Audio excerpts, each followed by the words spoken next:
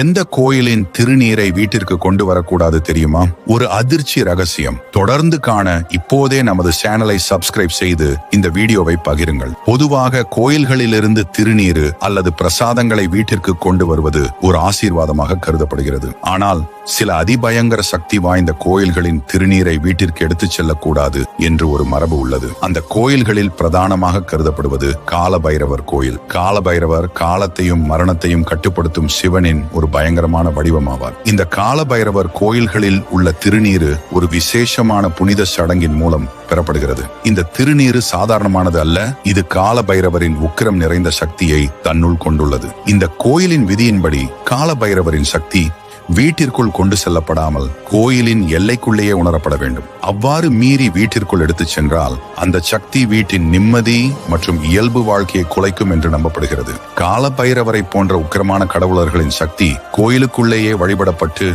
அங்கே விடப்பட வேண்டும். இந்த விதியை மதித்து நடந்தால் மட்டுமே காலபைரவரின் ஆசீர்வாதம் முழுமையாக கிடைக்கும். Download ShareChat.